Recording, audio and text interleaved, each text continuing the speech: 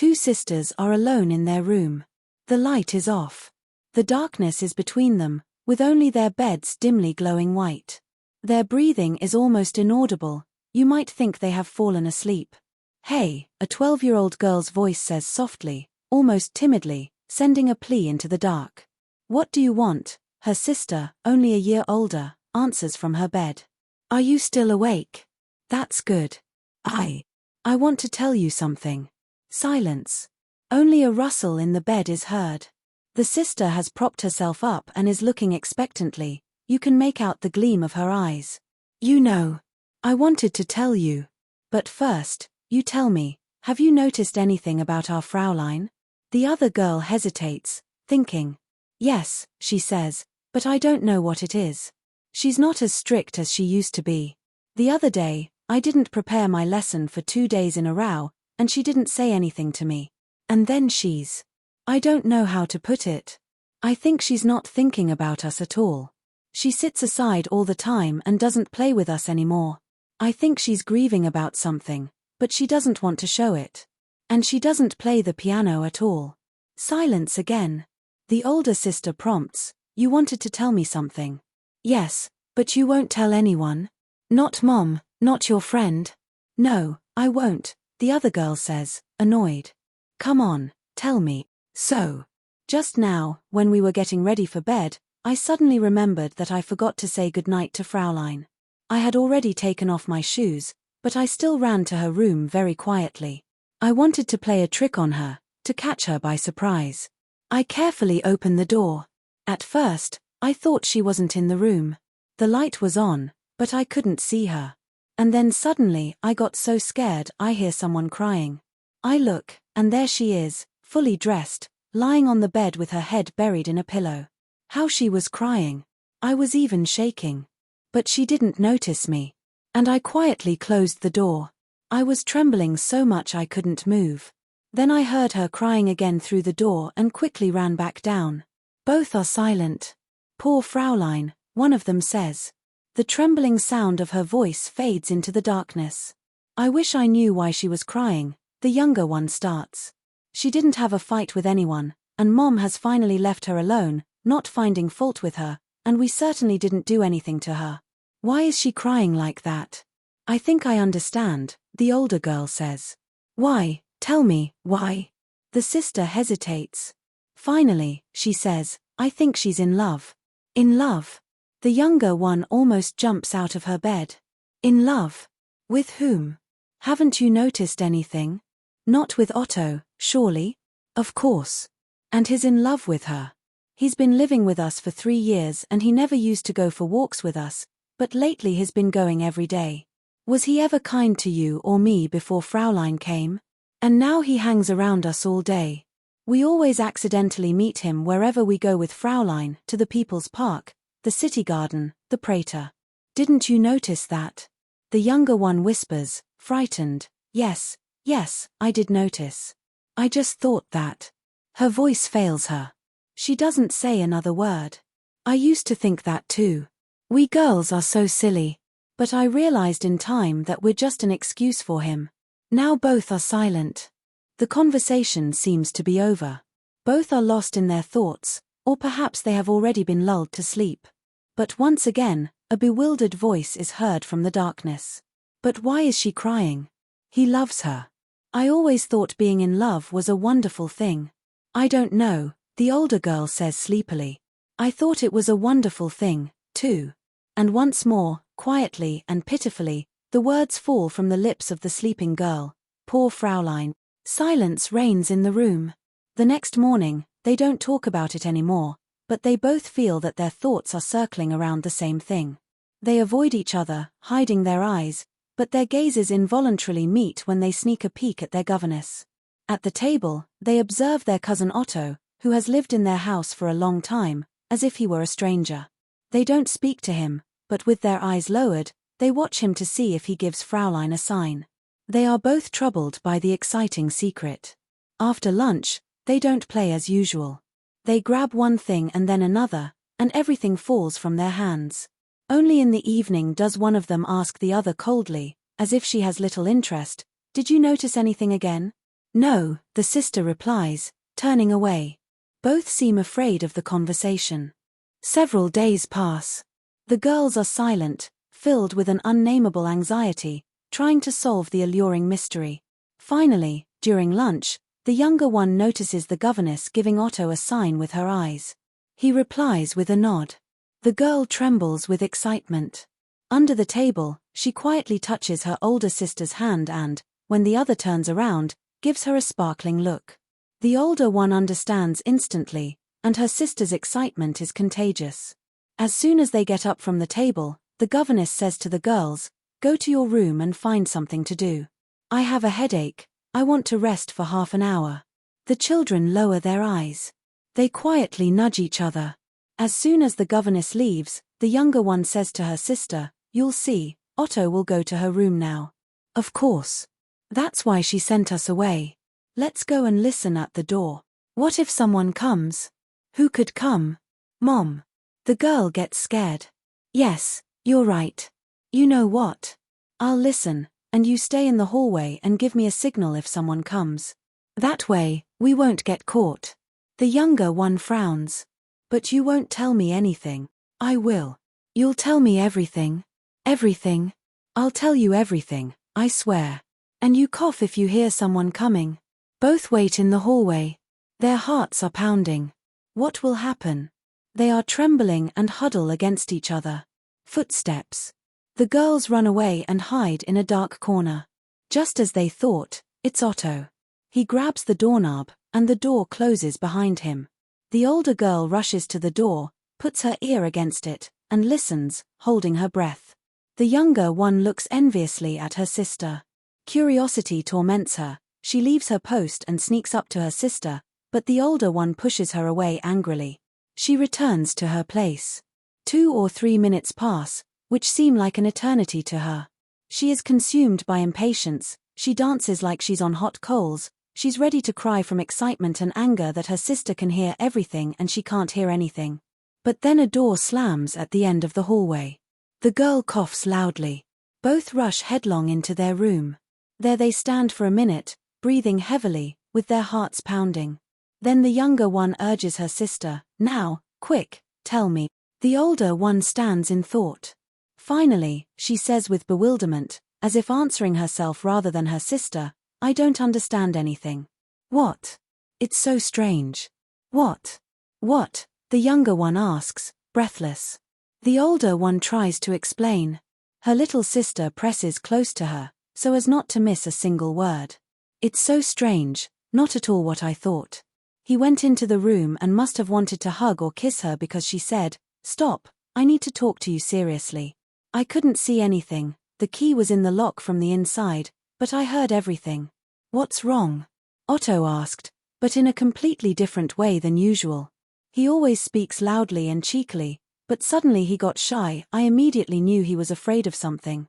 And she probably noticed that he was pretending. She said very, very quietly, "You know." "No," he says, "I don't know anything." "Is that so?" she said, almost crying. "Why have you suddenly changed towards me? It's been a week, and you haven't said a word to me, you run away from me, you don't go for walks with the children, you don't go to the park. Did I suddenly become a stranger to you? Oh, you know perfectly well why you have become so cold."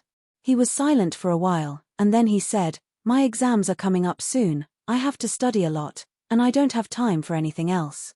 I can't do anything else right now." She cried and told him through tears, but so gently and kindly, "Otto, why are you lying? Tell me the truth, don't I deserve it? I'm not demanding anything from you, but still, we have to talk about this.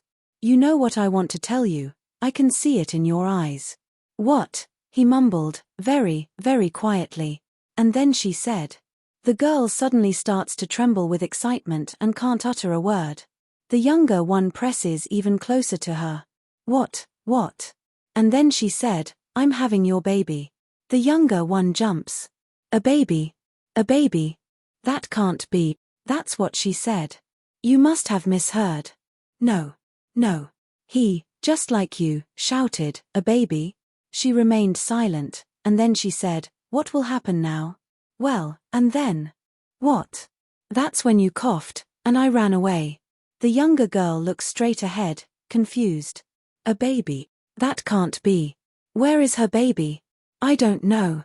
That's what I can't understand. Maybe she has one at home, from before she came to us. Mom, of course, wouldn't let her bring it with her because of us. That's why she's so sad. Nonsense. She didn't even know Otto back then. They fall silent, thinking for a long time, but they can't find the answer. This torments them. The younger one speaks first. A baby? That can't be. Where would she get a baby from? She isn't married, and only married women have children, I know that for sure. Maybe she was married. Don't be silly, not to Otto. But where else? The girls look at each other, bewildered. Poor Fraulein, one of them says sadly. These words escape their lips again and again with a sigh of deep compassion. And then, their curiosity flares up again. What do you think, a girl or a boy? How should I know? What if we asked her, very carefully? Are you crazy? Why? She's so kind. Is that possible? They don't talk to us about such things. They hide everything from us. When we enter the room, they cut off their conversation and start babbling silly things to us, as if we are little children. But I'm already 13. Why ask them? They'll just lie to us anyway. But I want to know so much. And don't you think I do too? You know, what I don't understand at all is that Otto didn't know. Everyone knows they have a baby, just like everyone knows they have parents. He's a poser, that rascal, he's always pretending. But not about things like this. Only, when he wants to trick us. Fraulein enters. They immediately fall silent and pretend to be busy. But secretly, they glance at her. Her eyes look red, and her voice is even quieter and more trembling than usual. The humbled girls look at her with reverent awe. The thought she has a baby, that's why she's so sad, stays in their minds. And little by little, her sadness is passed on to them. The next day, at lunch, they learn an unexpected piece of news. Otto is leaving their house. He told his uncle that his exams were coming up and he had to study hard, and that he was being prevented from working here. He would rent a room somewhere for a month or two until his exams were over. The girls are overcome with frantic excitement. They sense the secret connection between this event and yesterday's conversation. With their heightened instincts, they smell a certain baseness, a cowardly escape. When Otto says goodbye to them, they defiantly turn their backs on him. But they secretly watch him when he approaches Fraulein. Her lips are trembling, but she calmly, without saying a word, holds out her hand to him. In the last few days, the girls have been completely transformed. They don't play or laugh, and their eyes have lost their cheerful, carefree sparkle. They are possessed by anxiety and confusion, a sullen distrust of everyone around them. They no longer believe what they are told, they suspect a lie or a hidden motive in every word. All day long, they watch and observe, tracking every movement, every gesture, every intonation. Like shadows, they wander through the rooms, listening at doors, trying to find something out. With all their passion, they try to shake off the dark web of riddles and secrets, or at least to catch a glimpse of the real world through it. Their childish faith, that happy, serene blindness, has left them. Besides, they have a premonition that this is not the end, that they have to wait for the resolution, and they are afraid of missing it. Since the children have known that they are entangled in a lie, they have become picky, suspicious, and have started to be cunning and pretend themselves. In the presence of their parents, they put on a mask of childish simplicity and show excessive liveliness. They are excited, wound up, and their eyes, which used to shine with a soft and even light, now burn with a feverish fire, and their gaze has become deeper and more inquisitive. They are so lonely in their constant surveillance and peeking that they have become more and more attached to each other.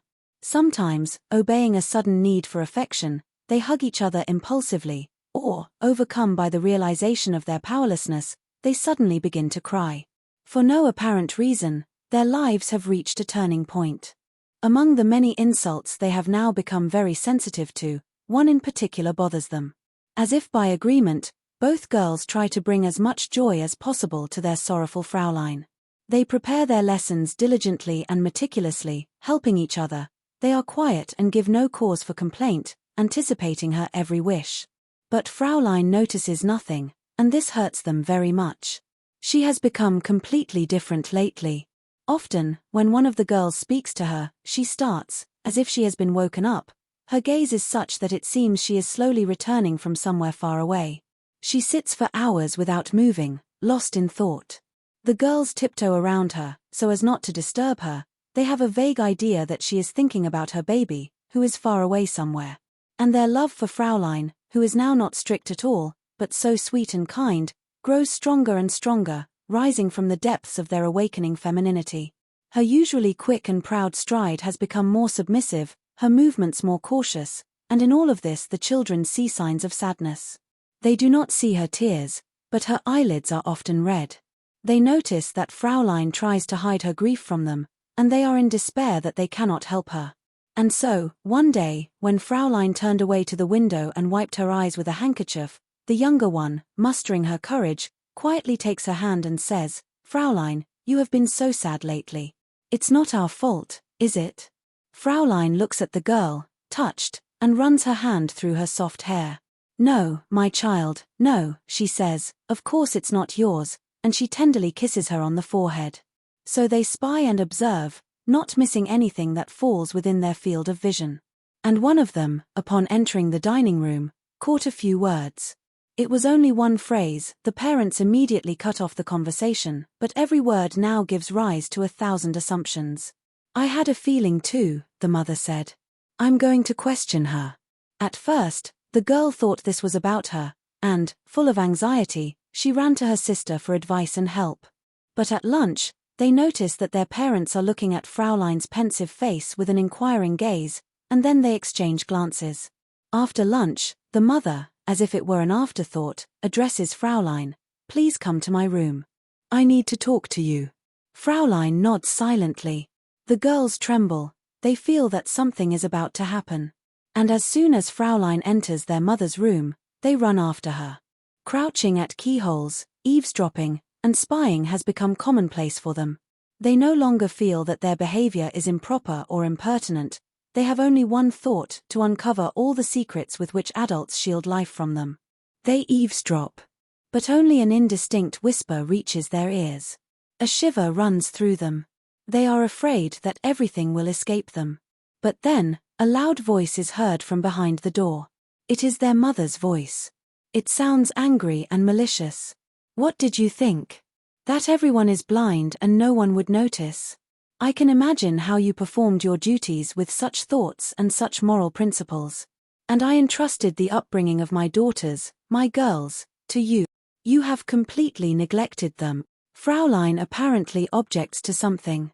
But she speaks too quietly, and the children can't make anything out.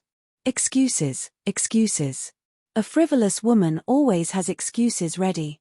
You give yourself to the first person you meet, not thinking about anything. And then, whatever God gives. And such a person wants to be a governess, takes it upon herself to raise girls. It's simply brazen. I hope you don't expect me to keep you in my house any longer. The children listen at the door. They tremble with fear. They don't understand anything, but their mother's indignant voice terrifies them. And now, in response, they hear Fraulein's quiet, unrestrained sobbing. Tears run down their cheeks, but their mother's voice becomes even more menacing. "That's all you know how to do, shed tears. You won't get to me with that. I have no pity for women like you. What will happen to you now does not concern me in the least. You yourself know who you need to turn to. I am not even asking you about it. I only know one thing: after you have so basely neglected your duty, you will not stay in my house for another day."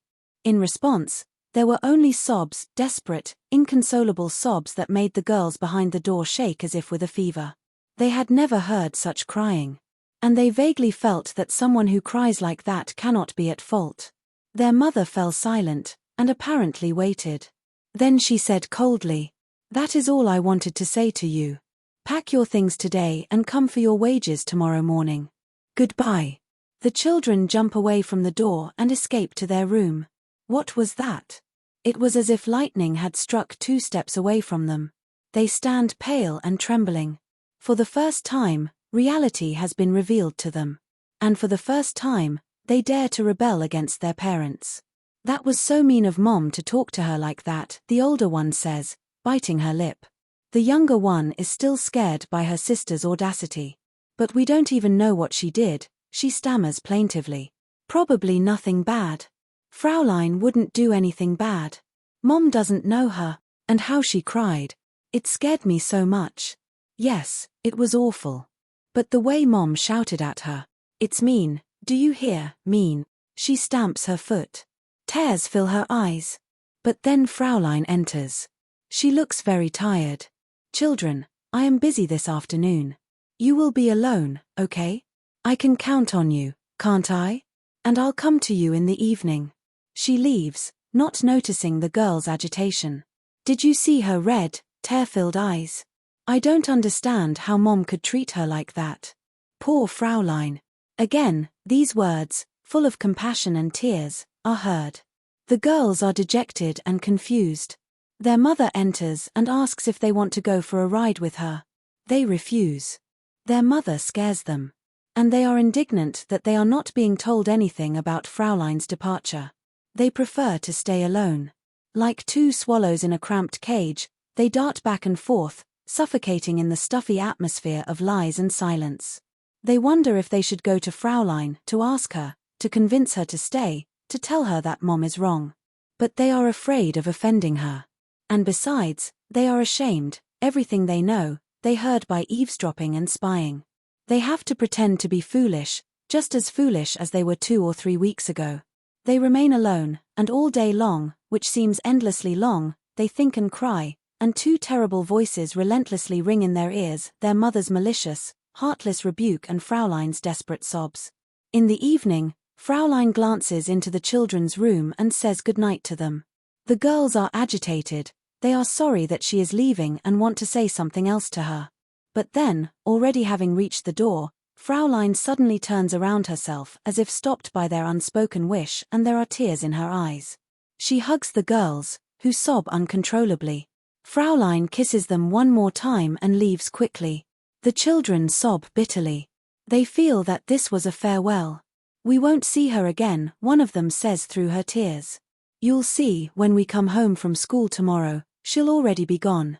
Maybe we'll visit her someday. Then she'll probably show us her baby. Yes, she's so kind. Poor Fraulein.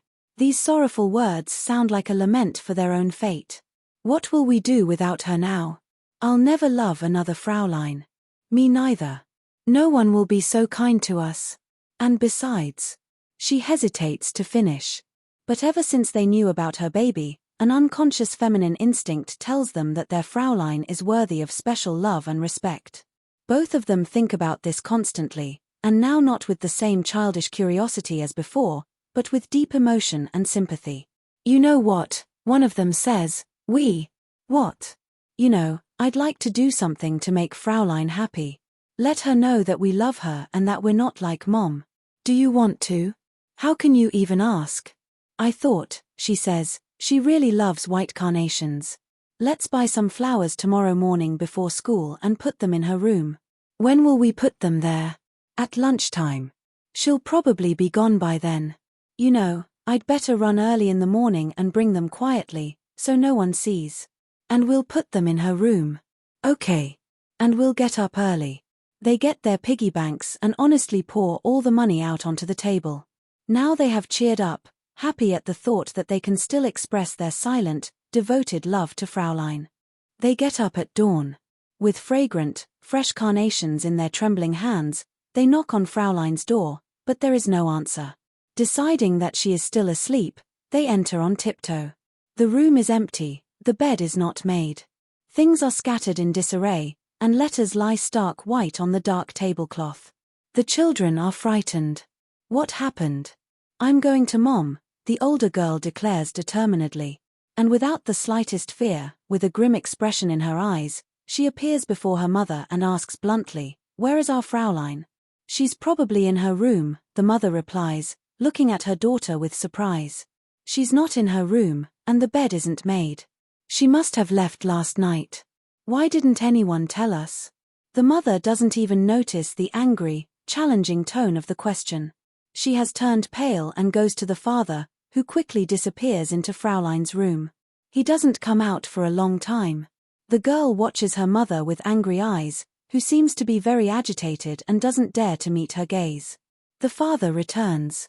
He is very pale, with a letter in his hand. He takes the mother to Fraulein's room, where they whisper about something. The children stand behind the door but don't dare to eavesdrop. They are afraid of their father. They have never seen him like this before. The mother comes out of the room with teary eyes, looking very upset. The children, frightened and bewildered, instinctively run up to her with questions. But she stops them abruptly. "Go to school, you'll be late." And the girls obey and leave.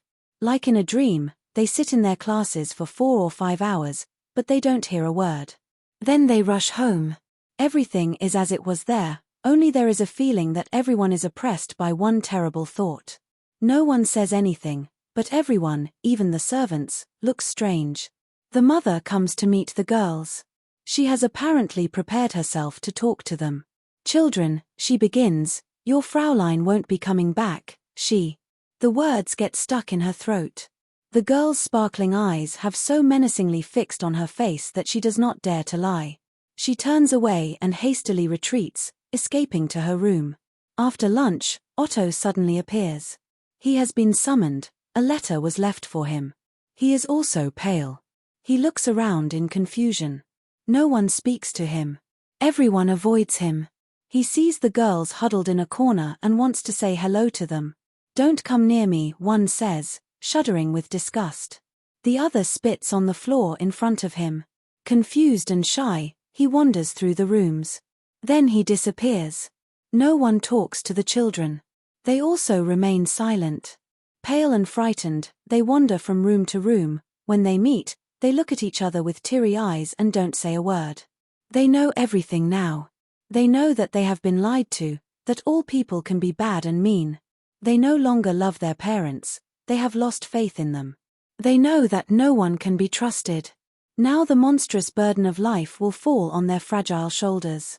It is as if they have fallen into an abyss from the cheerful comfort of childhood. They cannot yet grasp the full horror of what happened, but their thoughts are fixed on it and threaten to suffocate them. Red spots have appeared on their cheeks, their eyes are angry and wary. They shiver as if from the cold, unable to find their place. No one, not even their parents, dares to approach them. They look at everyone so angrily.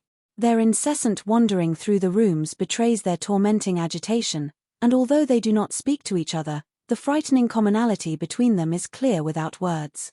This silence, impenetrable, asking nothing, this stubborn, self-contained pain, without cries or tears, inspires fear and separates them from everyone else. No one approaches them. The path to their souls is closed, perhaps for many years. Everyone feels that they are enemies, merciless enemies who no longer know how to forgive. For as of yesterday, they are no longer children. In one day, they have become adults.